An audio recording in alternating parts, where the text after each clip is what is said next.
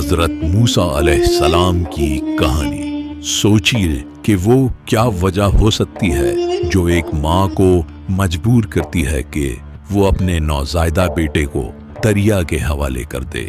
کیا اس کے دل میں اس بچے کی زندگی کی کوئی امید باقی بچتی ہے؟ لیکن اللہ تعالیٰ کی قدرت دیکھیے کہ وہ بچہ پانیوں میں بہتا ہوا ایک جابر بادشاہ کے محل تک جا پہنچا، اور پھر وہی بچہ تاریخ کا وہ عظیم نبی بنا جس سے خود خدا نے کلام کیا۔ یہ کوئی عام کہانی نہیں، یہ موسیٰ کی کہانی ہے، حضرت موسیٰ علیہ السلام کی، جو اللہ تعالیٰ کے وہ نبی ہیں جنہیں کئی معجزات سے نوازا گیا۔ مصر کا بادشاہ فرعون، جس کا خوف ہر طرف چھایا ہوا تھا، قوم بنی اسرائیل اس کی غلام تھی، چونکہ فرعون کو ایک نجومی نے بتایا تھا کہ اس کی حکومت کا خاتمہ بنی اسرائیل میں پیدا ہونے والا ایک بچہ کرے گا۔ اسی ڈر سے فرعون نے ہر لڑکے کی پیدائش پر اس کے قتل کا حکم صادر کر دیا، مگر جسے رب بچانا چاہے اسے کون مار سکتا ہے؟ حضرت موسیٰ علیہ السلام کی والدہ نے اللہ کے حکم پر اپنے دل پر پتھر رکھ کر اپنے نوزائیدہ بچے کو لکڑی کے صندوق میں رکھا اور دریا کی لہروں کے حوالے کر دیا۔ دریا جو بظاہر موت تھی، لیکن اصل میں حضرت موسیٰ علیہ السلام کی زندگی کی شروعات۔ صندوق بہتا رہا اور فرعون کے محل تک جا پہنچا، جہاں اللہ نے ایک عجیب حکمت ظاہر کی۔ فرعون کی بیوی آسیہ کی نظر اس بہتے ہوئے صندوق پر پڑی تو اس نے دریا سے صندوق کو نکالنے کا حکم دیا۔ صندوق میں ایک معصوم بچے کو دیکھ کر ملکہ آسیہ کو بچے پر بہت پیار آیا، تو ملکہ نے کہا، یہ بچہ میری آنکھوں کی ٹھنڈک ہے، اسے قتل نہ کرو۔ اور یوں ایک نبی ایک دشمن کے گھر پر پرورش پانے لگا۔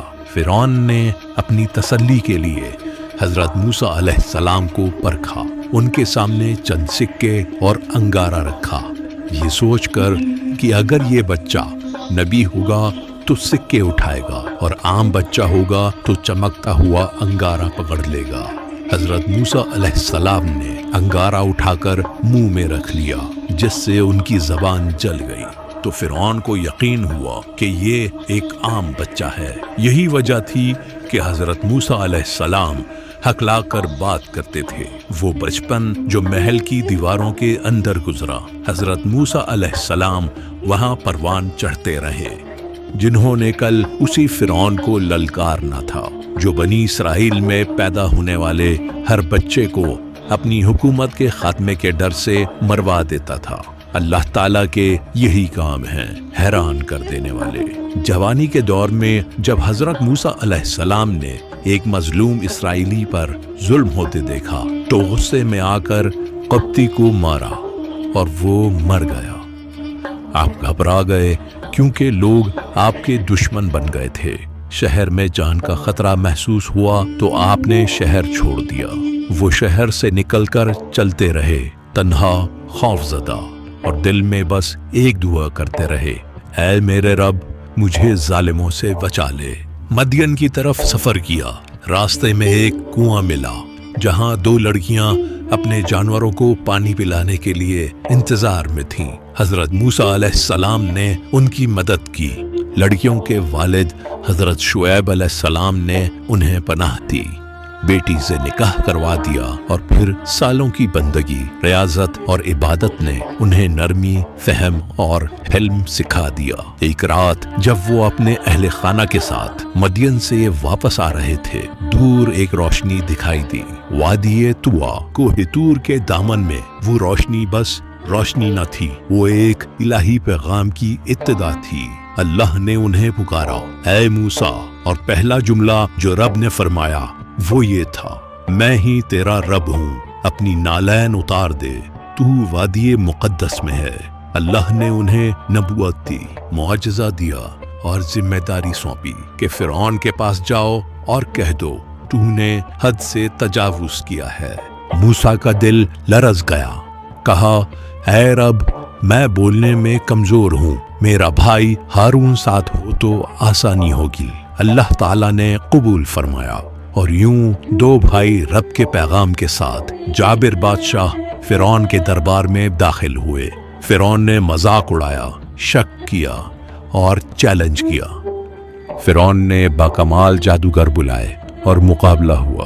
موسیٰ نے اپنا عصا زمین پر ڈالا، وہ سانپ بن کر جادوگروں کے سانپ نکل گیا۔ اپنا دایاں ہاتھ نکالا، وہ نور سے چمکنے لگا۔ جادوگر حضرت موسیٰ علیہ السلام کا معجزہ دیکھ کر سجدے میں گر گئے اور کہا، ہم ایمان لائے موسیٰ اور ہارون کے رب پر۔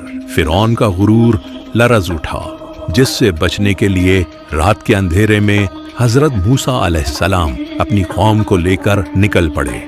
نیل کے کنارے فرعون کی فوج پیچھا کرتے ہوئے آ گئی تھی، واپس پلٹ نہ سکتے تھے اور سامنے سمندر تھا۔ لوگ گھبرا گئے، مگر حضرت موسیٰ علیہ السلام نے کہا، میرا رب میرے ساتھ ہے، وہی راستہ دکھائے گا۔ اللہ نے حکم دیا، عصا مارو، اور سمندر دو حصوں میں بٹ گیا۔ پانی دیواروں کی شکل میں کھڑا ہو گیا۔ موسیٰ کی قوم سمندر پار کر گئی۔ فرعون کی فوج جب عین درمیان تک آ گئی تو راستہ بند ہو گیا۔ پوری فوج سمندر میں غرق ہو گئی۔ نبوت میں حضرت موسیٰ علیہ السلام کے سامنے بہت سی آزمائشیں آئیں اور بہت سے معجزات ہوئے۔ اپنی قوم کی تربیت سے لے کر کوہ طور پر اللہ تعالیٰ سے 40 راتیں ملاقات اور آسمانی کتاب تورات کا نزول، جس سے علم شریعت روشنی حاصل کی۔ لیکن جب وہ اپنی قوم میں واپس آئے تو قوم کو بچڑے کی پوجا کرتے پایا۔ سامری نے سونے کا بچڑا بنایا اور لوگوں کو بہکا دیا۔ حضرت موسیٰ کا دل ٹوٹ گیا اور وہ اپنی قوم سے بے حد مایوس ہو گئے۔ لیکن اللہ کا کرم تھا، دوبارہ ہدایت عطا ہوئی۔ باقی زندگی اسی قوم کی رہنمائی میں گزاری۔ کبھی وہ نافرمان ہوئے، کبھی توبہ کی، کبھی فتنوں میں پڑے، کبھی سیدھی راہ پر آئے، اور موسیٰ ہر بار اللہ کے سامنے اپنی قوم کے لیے گڑ گڑائے، دعا کی۔ زندگی کے آخر میں اللہ نے حضرت موسیٰ علیہ السلام کو بیت المقدس کا منظر دور سے دکھایا، مگر مقدر میں وہاں جانا نہ تھا۔ اسی وادی سینا میں، اسی تنہائی میں حضرت موسیٰ نے اسی رب کو جان دی جس سے کلام کیا۔ یہ کہانی صرف ایک نبی کی نہیں، یہ حق کی صدا ہے۔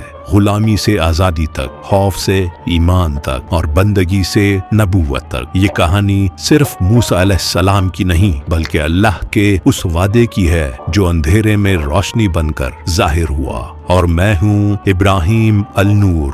بس اتنا کہوں گا کہ اگر رب کسی کو چن لے تو دریا بھی راستہ دے دیتا ہے، اور فرعون جیسی بڑی طاقت بھی بے بس ہو جاتی ہے۔ مقابلے میں شمولیت کے لیے ابھی بیل آئیکن کو دبائیے، چینل کو لائک اور سبسکرائب کیجیے اور بزم تجلی کی رونق بڑھائیے۔